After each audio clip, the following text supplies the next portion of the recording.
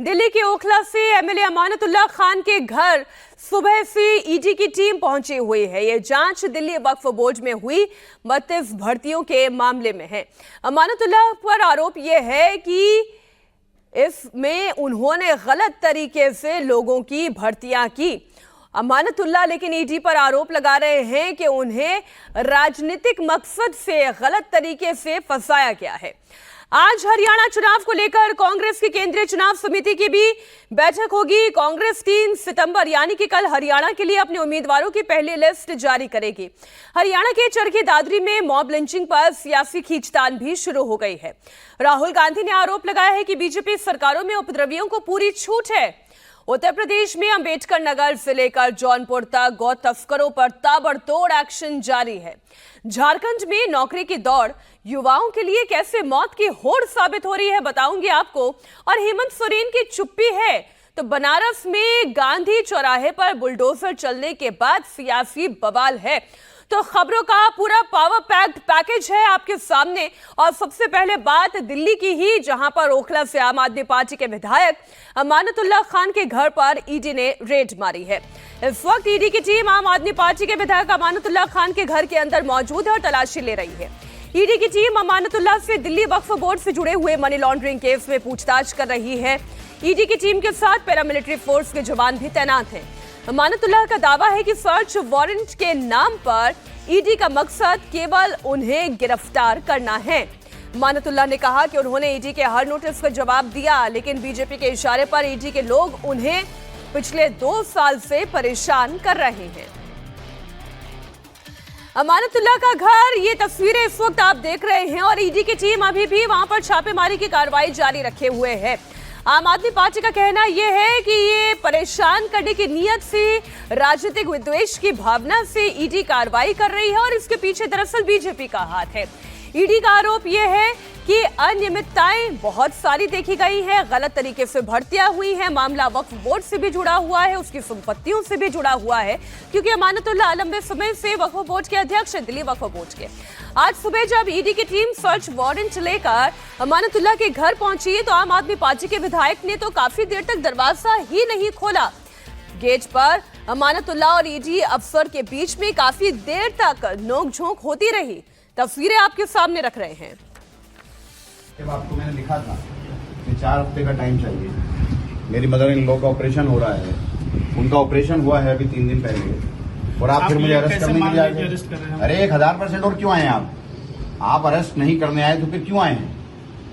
Arrest तो करने आए हो आप। 3 कमरों के घर में किस चीज का सर्च है? बताओ क्या सर्चिंग है? मेरे पास कौन सा माल करनी होती है आपको मेरे घर में हर बार आके? मेरे घर पे खर्चे को पैसे नहीं है।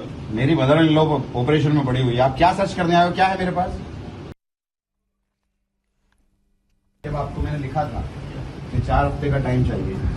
मेरी मदर इन लॉ का ऑपरेशन हो रहा है, उनका ऑपरेशन हुआ है अभी 3 दिन पहले, और आप फिर मुझे अरेस्ट करने के लिए आए थे।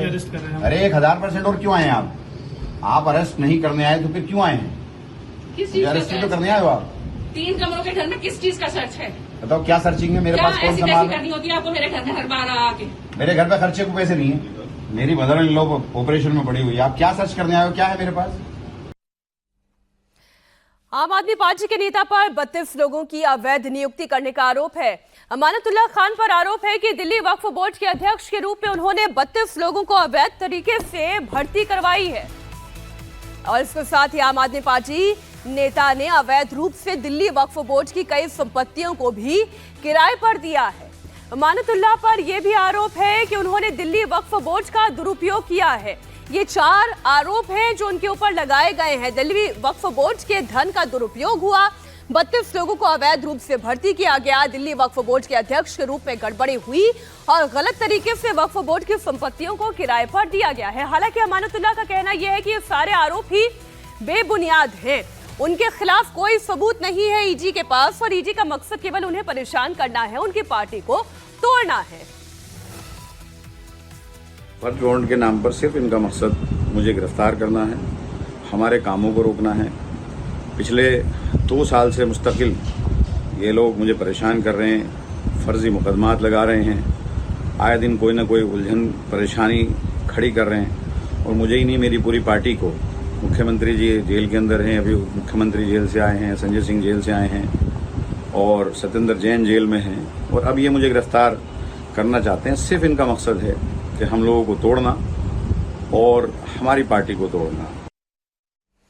अमानतुल्लाह खान के घर पर ईडी की छापेमारी को लेकर आम आदमी पार्टी सांसद संजय सिंह ने भी आरोप लगाया, केंद्र सरकार पर हमला बोला। संजय सिंह ने कहा कि अमानतुल्लाह के खिलाफ कोई सबूत है नहीं, मोदी सरकार के इशारे पर ईडी काम कर रही है और ये तानाशाही और गुंडागर्दी है। आपकी जांच में कुछ आज तक साबित हुआ नहीं, पहले 13 घंटे की पूछताछ कर चुके हो, उसके बाद आपने घर पे पहले भी एक बार छापेमारी कर ली है, फिर दोबारा चुनाव के ठीक पहले दिल्ली के अंदर आप दिल्ली का माहौल बिगाड़ने के लिए बीजेपी के हथियार के तौर पे इस्तेमाल हो रहे हो। तो मैं समझता हूं कि ईडी वालों को अपनी कार्रवाई पर ध्यान देना चाहिए। सुप्रीम कोर्ट से बार बार तुम लोगों को लताड़ पड़ रही है, बावजूद इसके सिर्फ और सिर्फ मोदी के कठपुतली बन के रह गया हो। हमारे सहयोगी संजय शाह इस वक्त दिल्ली से लाइव जुड़ गए हैं। क्या छापेमारी खत्म हो गई है और क्या ये पॉसिबिलिटी है कि आज अमानतुल्लाह को ईडी गिरफ्तार करेगी? जी बिल्कुल मीनाक्षी, अमानतुल्लाह खान की मुश्किलें बढ़ सकती है चूंकि 6 घंटे का वक्त गुजर गया है जब ईडी के अधिकारी उनके घर पर पहुंचे और उसके बाद से पूछताछ की जा रही है। जिस तरीके से अमानतुल्लाह खान पर 4 आरोप है, उन सभी आरोपों से जुड़े हुए दस्तावेज तलाश कर रही है, सबूत जुटाने की कोशिश कर रही है ईडी। चूंकि इससे पहले भी ईडी ने 13 घंटे की पूछताछ की है। चूंकि इस छापेमारी की कार्रवाई के बाद जिस तरीके से पॉलिटिकल बयानबाजी हो रही है उससे जांच एजेंसी पे कोई फर्क नहीं पड़ने वाला है, चूंकि जांच एजेंसी के अधिकारी जो पहुंचे हुए हैं वो लगातार अपनी कार्रवाई को अंजाम दे रहे हैं। बताया जा रहा है कि अब से थोड़ी देर बाद यहां से ईडी के अधिकारी अमानतुल्लाह खान को ईडी मुख्यालय ले जाएंगे और वहां पे आगे की पूछताछ की जाएगी। चूंकि गंभीर आरोप है, अप्रैल से लेकर अब तक 6 नोटिस दिया गया है अमानतुल्लाह खान को, लेकिन सभी नोटिस का अमानतुल्लाह खान ने जवाब तो दिया है लेकिन किसी भी जांच में शामिल नहीं हुए हैं। अभी लास्ट नोटिस 22 तारीख को दिया गया था, उसका भी रिप्लाई इन्होंने किया है लेकिन उस रिप्लाई के साथ वो जांच में शामिल नहीं हुए। और जैसे ही उन्होंने 4 दिन का समय मांगा था, समय अवधि खत्म होने के बाद ईडी के अधिकारी सुबह 6:15 बजे यहाँ पर पहुंचे हैं और यहाँ से पहुंचने के बाद संजय, अगर आज ये गिरफ्तारी होती है, जैसे गिरफ्तारी होती है हम फौरन आपके पास लौटेंगे। बहुत शुक्रिया फिलहाल पूरी जानकारी के लिए संजय आपका। दिल्ली में आम आदमी पार्टी और बीजेपी के बीच में सियासी टेंशन का एक और चैप्टर खुल गया है। आम आदमी पार्टी नेताओं ने आरोप लगाया है कि उनका एक पार्षद किडनैप हो गया है। पार्षद के बेटे का वीडियो अटैच किया गया है। बेटे ने आरोप लगाया है कि बीजेपी के कुछ नेता उनके घर आए, पिता को बुलाया और अपने साथ लेकर चले गए।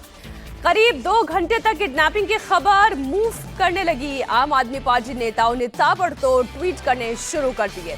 इस मामले में अब उन्हीं पार्षद का एक वीडियो सामने आ चुका है जिनके अपहरण का दावा किया गया। आम आदमी पार्टी पार्षद रामचंद्र ने आरोप लगाया कि ईडी सीबीआई की धमकी है। बीजेपी दफ्तर ले जाया गया, तोड़ने की कोशिश की गई लेकिन वो केजरीवाल के सच्चे सिपाही हैं और वो टूटेंगे नहीं। आप नेता दावा कर रहे हैं कि 100 नंबर पर कॉल करने और पार्टी नेताओं की आवाज उठाने के चलते मजबूरन बीजेपी नेताओं ने आम आदमी पार्टी के पार्षद को छोड़ दिया है। मैं रामचंद्र, वार्ड 28 का निगम पार्षद हूँ। मेरे घर पर 5-6 लोग आए और उन्होंने मुझे बुलाया। आते ही उन्होंने अपनी गाड़ी में मुझे बिठा लिया और लेके गए भारतीय जनता पार्टी कार्यालय में। वहाँ ये बात आई कि भाई आप जो है ना इस तरह से अगर करोगे ठीक नहीं होगा। ईडी और सीबीआई को जानते हो, तो इस तरह से धमकी दे दी उन्होंने और कहा कि आपके लिए ठीक नहीं होगा, बहुत ही आपका गलत हो जाएगा। तो मेरे बेटा ने जैसे ही 100 नंबर पे कॉल करा तो पुलिस आ गई और इन्होंने हमारे जो पार्टी के शीर्ष नेता हैं बड़े बड़े, उन्होंने फ़ोन किया पुलिस को, पुलिस कमिश्नर को। तो ये सब बातें जब उन्होंने सुनी वहाँ पे, तो मुझे जो है ना किसी के थ्रू मेरे घर छुड़वा दिया। तो मैं कुल मिला के ये कि मैं सीबीआई और ईडी से नहीं डरता हूँ, क्योंकि मैं गलत करने वाला व्यक्ति नहीं हूँ।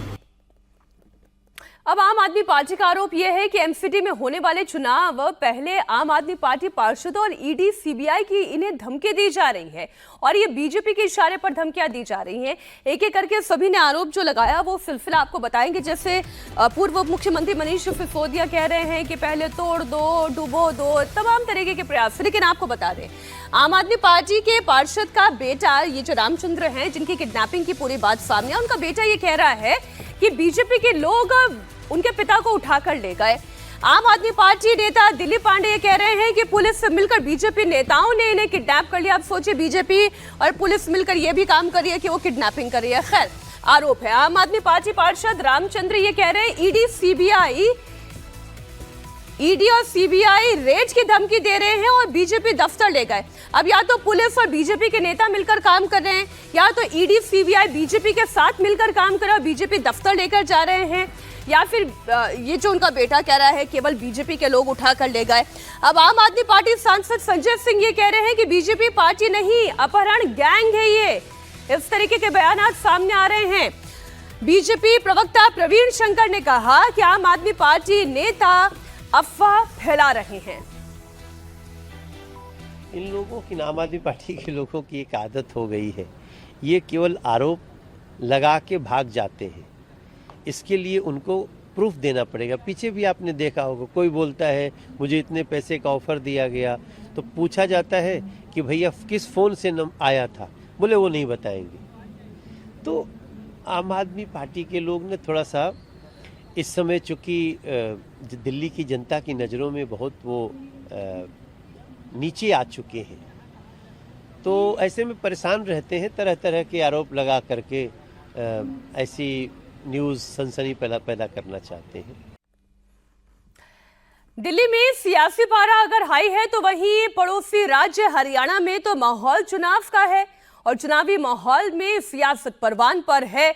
हरियाणा को लेकर कांग्रेस सीईसी की अहम मीटिंग हो रही है और कैंडिडेट के नाम के साथ साथ चुनाव में उतरने की रणनीति पर भी मंथन चल रहा है। दुष्यंत चौटाला की पार्टी जेजेपी भी आज अपने कैंडिडेट की लिस्ट फाइनल कर सकती है और बीजेपी में बगावत के बादल मंडरा रहे हैं। राव नरबीर सिंह टिकट के लिए पार्टी को चैलेंज कर रहे हैं। हरियाणा के चरखी दादरी में मॉब लिंचिंग के मामले में कांग्रेस अटैकिंग मोड में है। राहुल गांधी ने ट्वीट कर नायब सिंह सैनी सरकार पर सवाल खड़े किए हैं। जम्मू कश्मीर और हरियाणा विधानसभा चुनाव के लिए कांग्रेस एक्शन मोड में आ गई है। आज दोनों राज्यों के लिए कांग्रेस की केंद्रीय चुनाव समिति की मीटिंग होनी है। अब से थोड़ी देर में हरियाणा में कैंडिडेट्स के नाम फाइनल करने के लिए केंद्रीय चुनाव समिति की मीटिंग होगी और कल हरियाणा के लिए कांग्रेस पहली लिस्ट जारी कर सकती है। वहीं आज ही शाम 4 बजे जम्मू कश्मीर के लिए भी कांग्रेस की केंद्रीय चुनाव समिति की मीटिंग होनी है। हरियाणा में पिछले कुछ महीने तक सरकार के साथ रही जेजेपी आज अपने कैंडिडेट की लिस्ट फाइनल कर सकती है। दुष्यंत चौटाला की मौजूदगी में 18 से 20 नामों की सूची पर मुहर लग सकती है। दुष्यंत चौटाला उचाना कला से चुनाव लड़ेंगे, जबकि दिग्विजय डबवाली से ताल ठोकेंगे। दुष्यंत चौटाला की मां नैना चुनाव नहीं लड़ेंगी। तो बीजेपी में बगावती बिगुल अगर है तो ये बिगुल कौन कौन बजा रहा है? बात जेजेपी की हो रही है। तस्वीरें आपके सामने हैं। दुष्यंत चौटाला की मौजूदगी में आज टिकटों का ऐलान संभव दिखाई दे रहा है। 18 से 20 उम्मीदवारों की लिस्ट आज जारी की जा सकती है, जिसमें दुष्यंत चौटाला उचाना से चुनाव लड़ सकते हैं। उनकी मां नैना इस बार चुनाव नहीं लड़ने वाली हैं। इस वक्त बड़ी खबर आपको बता दें, बहुत जल्द नामों का ऐलान होने जा रहा है। आज कांग्रेस की भी मीटिंग चल रही है। हरियाणा में चुनाव से पहले बीजेपी के सीनियर लीडर्स नरबीर सिंह ने बगावती तेवर दिखाए हैं। नरबीर सिंह ने कहा है कि अगर उन्हें टिकट नहीं मिला तो वो कांग्रेस से चुनाव लड़ लेंगे। देखिए, चुनाव का माहौल है और नेताओं का इधर उधर होना जारी रहता है और खासतौर पर जब मौका टिकट मिलने का या ना मिलने का हो। अब नरबीर सिंह की बात कर ले, वो ये कह रहे हैं कि अगर बीजेपी ने उन्हें टिकट नहीं दिया, ऐसे में वो कांग्रेस से टिकट लेकर चुनाव लड़ लेंगे। अब सवाल ये उठता है कि ये बीजेपी के लिए क्या वाकई में घाटे का सौदा होगा? अगर ऐसा है कि बीजेपी उन्हें टिकट नहीं देना चाह रही है तो इसका मतलब तो ये हुआ कि शायद विनेबिलिटी नहीं होगी और ऐसे में क्या कांग्रेस पार्टी उनके ऊपर दांव खेलेगी? हरियाणा के चरखी दादरी में बीफ खाने का मामले में शक और फिर पिटाई। इसमें पुलिस ने 8वें आरोपी को अरेस्ट कर लिया है। बंगाल के 2 प्रवासी मजदूरों की पिटाई का मामला सामने आया है, जिसमें एक मजदूर की मौत हो गई जबकि दूसरा घायल है। रोहतक के अस्पताल में उनका इलाज जारी है। राहुल गांधी ने जो पोस्ट लिखा है वो पोस्ट भी मैं आपके सामने पढ़कर रख दे रही हूं। भाजपा सरकार पर उन्होंने सीधा आरोप लगाया है। भाजपा सरकार ने इन उपद्रवियों को खुली छूट दे दी है, यह आरोप राहुल गांधी लगा रहे हैं। दरअसल आप ये समझें कि यह सियासत का चक्रव्यूह है, जहां पर हर मुद्दे को चुनावी चश्मे से ही देखा जाएगा। अब ये मामला क्राइम का है, बीफ खाने का शक और उसके बाद पिटाई हो जाना, ये पूरी तरीके से क्राइम स्टोरी है। लेकिन आप ये देखिएगा कि इसे राजनीतिक फ्लेवर दे दिया गया। राहुल गांधी ने लिखा कि ये तो खुली छूट दी गई है, खुली छूट उपद्रवियों को दी गई है, वो भी सरकार की ओर से दी गई है। नफरत को राजनीतिक हथियार बनाकर सत्ता की सीढ़ी चढ़ने वाले देश भर में लगातार भय का राज स्थापित कर रहे हैं। राहुल गांधी कह रहे हैं कि भीड़ की शक्ल में छिपे हुए नफरती तत्व कानून के राज को चुनौती दे रहे हैं। वो खुलेआम हिंसा फैला रहे हैं और सरकारी तंत्र मूक बनकर खड़ा हुआ है। राहुल गांधी ने एक के बाद एक जिस तरीके के आरोप लगाए हैं, बीजेपी शासित सरकार पर आरोप लगाए हैं, ऐसे मौके पर जब चुनाव नजदीक हो, जब तारीखें आ चुकी हों, जब नॉमिनेशन फाइलिंग की प्रोसेस चल रहे हो, ऐसी घटनाओं का किसी भी राज्य में होना वहां की सरकार के लिए तो चुनौती है ही। लेकिन साथ ही जब राहुल गांधी सीधा आरोप लगाने लगे तो लोगों के बीच में एक तरीके का कंफ्यूजन तो पैदा होता ही है। क्या वाकई में कानून का राज खत्म हो गया है? पुलिस एक्शन मोड में है। हालांकि पुलिस का कहना यह है कि उन्होंने 8वें आरोपी को अरेस्ट कर लिया है और इन्वेस्टिगेशन इस पूरे मामले पर जारी है। अभी भी वीडियो खंगाला जा रहा है, फरार आरोपियों की तलाश जारी है। 4 व्यक्तियों का हमने रिमांड लिया हुआ है। उनको गहनता से पूछताछ की गई थी।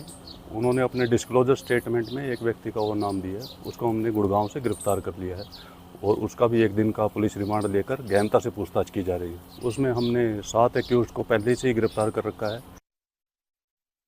अब चरखी दादरी में आखिर हुआ क्या, ये आपको बता देते हैं। ये मामला चुनावी रंजिश के तहत अंजाम दिया गया है। ये सब अब सवाल उठ रहे हैं। इंडिया टीवी की टीम इस वक्त ग्राउंड पर मौजूद है। उन्होंने क्या पाया, क्या घटना घटी, उन्हीं की रिपोर्ट में आप समझें। ये मामला तब सामने आया जब 27 तारीख को पुलिस को सूचना मिली, जो कि गोरक्षकों की तरफ से दी गई थी, कि यहां पर गौमांस का सेवन किया जा रहा है। पुलिस मौके पर पहुंची और उन्होंने मांस का सैंपल लेने के बाद उसे टेस्ट लैब में भेज दिया। जो वीडियो वायरल हुआ उसमें आपको जांगड़ा फर्नीचर सामने दिखाई दे रहा है। उस वीडियो में यह बेंच भी आपको दिखाई दे रहा है जो उस वक्त यहां गिरा हुआ था। यहां पर उनकी पिटाई की गई। 2 महिलाएं उस वक्त यहां खड़ी थी। कुछ बड़े लोग उन्हें रोक रहे थे, लेकिन वो मारने से नहीं रुके। मारने के लिए यहां पड़ी इस तरह की लकड़ी का इस्तेमाल किया गया, जो कि फर्नीचर हाउस की लकड़ी है और बेहद मजबूत लकड़ी है। जब यहां इस मोटी लकड़ी का इस्तेमाल करते हुए उनकी पिटाई की गई, यहां से फिर उनको ले जाया गया। जो परिजन हैं वो बताते हैं कि उनको बाकायदा अगवा किया गया और बाद में उनकी लाश झाड़ियों में पड़ी हुई मिली, जबकि असीरुद्दीन घायल अवस्था में मिला। ये वो इलाका है जहां मुस्लिम पॉपुलेशन नहीं है और साबिर और असीरुद्दीन दोनों ही नॉर्थ 24 परगना पश्चिम बंगाल के रहने वाले हैं और यहां कूड़ा बीनने का काम करते थे। इस इलाके में आपको बहुत सारी गौशालाएं मिल जाएंगी, लेकिन इस तरह की स्थिति यहां नहीं दिखाई देती कि इतने बड़े स्तर पर यहां मांसाहार का सेवन होता हो। ऐसे में हरियाणा के चुनाव से ठीक पहले यह सब होना इस पूरे मामले को राजनीतिक एंगल देता है, क्योंकि हरियाणा में चुनाव है और चुनाव से पहले गोरक्षा और गोमांस के नाम पर तनाव है। अब से थोड़ी देर में हरियाणा में कैंडिडेट्स के नाम पर भी फाइनल मुहर लग जाएगी। केंद्रीय चुनाव समिति की मीटिंग होगी और कल हरियाणा के लिए कांग्रेस अपनी पहली लिस्ट जारी कर सकती है। वहीं आज शाम 4 बजे जम्मू कश्मीर के लिए भी कांग्रेस की केंद्रीय चुनाव समिति की मीटिंग होनी है और इसमें भी नामों का ऐलान बहुत जल्द हो जाएगा। हमारी सहयोगी विजय लक्ष्मी इस वक्त दिल्ली से लाइव जुड़ी हुई है। हरियाणा और जम्मू कश्मीर दोनों को लेकर क्या अपडेट है विजय लक्ष्मी? देखिए मीनाक्षी, कांग्रेस पार्टी की जो चुनावी कार्य समिति है, सेंट्रल इलेक्शन कमेटी, आज उसकी 2 महत्वपूर्ण बैठक होनी है। सुबह 11 बजे की बैठक में जम्मू कश्मीर के तमाम कैंडिडेट्स के नाम जो है वो कांग्रेस पार्टी द्वारा तय किए जाएंगे और शाम 4 बजे फिर एक और मीटिंग होगी जिसमें हरियाणा के जो कांग्रेस पार्टी के उम्मीदवार हैं उनके नाम तय किए जाएंगे। कल एक दूसरी केंद्रीय चुनाव समिति की मीटिंग होगी जिसमें हरियाणा के जो आज नाम बच जाएंगे उम्मीदवारों के, उन पर कल मोहर लगेगी। उम्मीद की जा रही है कि कल कांग्रेस पार्टी की पहली जो चुनावी लिस्ट है विधानसभा चुनावों के मद्देनजर वो कल आ सकती है। लेकिन हरियाणा में जिस तरह से खेमों में बटी है कांग्रेस पार्टी, ऐसे में जो कांग्रेस की केंद्रीय चुनाव समिति है उसके लिए बड़ा चैलेंजिंग काम होगा कि जो है चुनावी जो नाम है उन पर मोहर लगाए जाए। काफी उम्मीद कांग्रेस पार्टी को हरियाणा से है। जी, बहुत शुक्रिया विजय लक्ष्मी आपका पूरी जानकारी के लिए। और अब बात उत्तर प्रदेश में गौ तस्करों के खिलाफ पुलिस के एक्शन की। गौ तस्करों के खिलाफ यूपी पुलिस ताबड़तोड़ एक्शन ले रही है। जौनपुर में गौ तस्करों के साथ पुलिस का एनकाउंटर हुआ। मुठभेड़ में 3 गौ तस्कर घायल हुए हैं। तीनों गौ तस्करों को पुलिस ने गिरफ्तार कर लिया है। अम्बेडकर नगर में गौ तस्करों को पकड़ने के लिए गई पुलिस की टीम पर हमला हुआ। पुलिस अम्बेडकर नगर में इब्राहिमपुर के अलनपुर गांव में गौकशी के आरोपियों को पकड़ने पहुंची थी और इसी दौरान आरोपियों ने पुलिस की टीम पर अटैक कर दिया। पुलिस ने 2 आरोपियों को पकड़ लिया जबकि 2 यहां से भागने में फरार हो गए। यूपी में गौ तस्करों के खिलाफ ये एक्शन चल रहा है। जौनपुर और अम्बेडकर नगर की 2 तस्वीरें इस वक्त हम आपके सामने रख रहे हैं। पुलिस का मार्च तो आप देख ही रहे हैं और जो गौरक्षक हैं वो भी अपने स्तर पर कोशिश तो कर रहे हैं। अम्बेडकर नगर में गौ तस्करों को पकड़ने के लिए गई पुलिस की टीम पर हमला किया गया। पुलिस अम्बेडकर नगर के इब्राहिमपुर के अलनपुर गांव में गौकशी के आरोपियों को पकड़ने के लिए पहुंची थी जब टीम पर अटैक हुआ। ये परसों एक आपके इब्राहिमपुर थाना क्षेत्र के अंतर्गत घटना हुई जिसमें पुलिस पार्टी के ऊपर सर्च के दौरान फायर हुआ और उसमें 4 गोकशी के अभियुक्त थे। 2 को पकड़ा गया, 2 फरार हुए। तो उसी के संदर्भ में इस प्रकार की आपराधिक घटनाएं बढ़ रही थी। तो श्रीमान पुलिस अधीक्षक महोदय व श्रीमान अपर पुलिस अधीक्षक महोदय पश्चिमी के निर्देशन में ये आपराधिक का सत्यापन के लिए एक सर्च अभियान चलाया गया। जितने भी पुराने अपराधी रहे हैं जिनका आपराधिक इतिहास रहा उनके ताकि सत्यापन हो सके ढंग से, और जो भी फरार हमारे अभियुक्त हैं उनके लिए ट्रेस मिल सके, उनके संबंधित लोगों से पूछताछ कर सके, उसके लिए अभियान चलाया गया। सर्च के दौरान 2 लोग सामने आए हैं जो हमारे फरार अपराधी हैं, उनसे टच में थे, उनसे फ़ोन पे द्वारा वार्ता की जा रही थी उनसे और उनके संबंधी हैं। तो इनसे पूछताछ के लिए पूछताछ की जा रही है थाने पे ताकि जो अपराधी हमारे फरार हैं उनको ट्रेस किया जा सके। नौकरी की दौड़ में मौत से होड़। जी हाँ, कुछ ऐसा ही देखने को मिला है झारखंड में, जहां सिपाही भर्ती बहाली को लेकर इस वक्त दौड़ की प्रक्रिया चल रही है। इसी बहाली के लिए दौड़ का आयोजन किया गया जो 9 सितंबर तक चलेगी। लेकिन इस दौड़ में शामिल होने वाले कई युवा बेहोश हो रहे हैं। अब तक इस एग्जाम में 11 कैंडिडेट्स की मौत हो चुकी है जबकि सैकड़ों अभ्यर्थी दौड़ के दौरान बेहोश होकर अस्पताल में अपना इलाज करवा रहे हैं। पुलिस के अनुसार जिन अभ्यर्थियों की मौत हुई है उनमें रांची से लेकर पलामू से 4, गिरिडीह से 2, मूसाबनी से और 1 हजारीबाग से, तो साहिबगंज से भी एक छात्र बताए जा रहे हैं जिनकी जान गई है। कुल 11 अभ्यर्थियों की जान चली गई है। 100 से ज्यादा बेहोश हुए हैं। आप देखिए, ये नौकरी के लिए दौड़ है और इस दौड़ के लिए क्या शरीर में स्टेमिना नहीं है, ताकत नहीं है, या फिर जो प्रक्रिया है वही बहुत खतरनाक है, इसे थोड़ा समझने की आवश्यकता है। अब मैं पूरी डिटेल आपको दे देती हूँ। 22 अगस्त की तारीख से राज्य में उत्पाद सिपाही भर्ती के लिए दौड़ की प्रक्रिया शुरू हुई। राज्य भर में दौड़ के लिए 7 केंद्र बनाए गए हैं। इसमें लाखों अभ्यर्थी हिस्सा ले रहे हैं। लेकिन गर्मी और उमस की वजह से ज्यादातर बीमार हो रहे हैं। अब तक इस जानलेवा दौड़ में 11 अभ्यर्थियों की जान जा चुकी है, जबकि 5 की हालत गंभीर बनी हुई है। एक दिन में 100 से ज्यादा कैंडिडेट बेहोश हो रहे हैं। एक्साइज डिपार्टमेंट की भर्ती के लिए जो फिजिकल टेस्ट हो रहा है, उसमें पहले ही फेज में देखिए, भर्ती के लिए पहले ही दिन 1600 मीटर की जो दौड़ होती थी, उस दौड़ में 100 लोग बेहोश हो गए। पिछले 24 घंटे में इसी रेस के दौरान बेहोश होने वाले कैंडिडेट्स की संख्या तो बढ़ ही रही है। 11 अभ्यर्थियों की मौत हो गई है। सांस फूलने की वजह से उनकी मौत हो रही है। कंपटीशन बढ़ने से इस वजह से 10 किलोमीटर इस रेस को कर दिया गया। अब आप ये देखिए, कंपटीशन बढ़ेगा इसका मतलब ये तो नहीं है कि शरीर की क्षमता भी बढ़ जाएगी। तो क्षमता से ज्यादा की दौड़ इन अभ्यर्थियों को भारी पड़ रही है और इसलिए लोगों की जान जा रही है। लगातार हो रही मौत को लेकर बीजेपी हेमंत सोरेन पर हमलावर है। पलामू से बीजेपी के सांसद का कहना है कि इस मौत के पीछे सरकार की लापरवाही सबसे बड़ी वजह है। आनन फानन में इतनी कुव्यवस्था के बीच उत्पाद सिपाहियों की नियुक्ति में इतनी हड़बड़ी क्यों? 5 साल के अंतर्गत 5 लाख युवाओं को नौकरी देने का वादा करने वाली सरकार आज इतनी जल्दीबाजी में क्यों है? चुनाव आने वाला है इसलिए, मॉडल कोड ऑफ कंडक्ट लागू होने वाला है इसलिए, एक दिन में 6-6 हज़ार अभ्यर्थियों को दौड़ाया जा रहा है, वो भी पिच पर। इस गर्मी के बीच मौतें तो होंगी ही। इन मौतों के लिए जिम्मेवार पूरे के पूरे राज्य सरकार, और राज्य सरकार इस कुव्यवस्था के बीच जो बहाली की प्रक्रिया प्रारंभ करवाई है, उसके लिए कौन जिम्मेवार है? अस्पतालों में किसी प्रकार की कोई व्यवस्था नहीं है।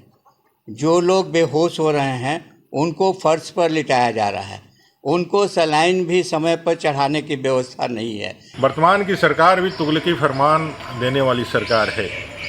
5 साल में जब इन्होंने नौकरी के अपने वायदे को पूरा नहीं किया और जब छात्रों का आक्रोश बढ़ा, विपक्ष जब दबाव बनाया, तो आनन फानन में इन्होंने उत्पाद सिपाही की दौड़ को निकाला। यूपी शिक्षक भर्ती मामले में हाईकोर्ट के आदेश के बाद भी अभ्यर्थियों का आक्रोश थमने का नाम नहीं ले रहा है। बड़ी खबर दे दी, शिक्षक भर्ती के अभ्यर्थी आज सीएम योगी के आवास का घेराव करेंगे, जिसे देखते हुए सीएम आवास के आसपास सुरक्षा बढ़ा दी गई है। 27 अगस्त को शिक्षा विभाग के अधिकारियों से मुलाकात के बाद संतोषजनक जवाब न मिलने पर घेराव का फैसला लिया गया। अभ्यर्थी हाईकोर्ट के आदेश पर जल्द से जल्द नई लिस्ट जारी करने की मांग कर रहे हैं।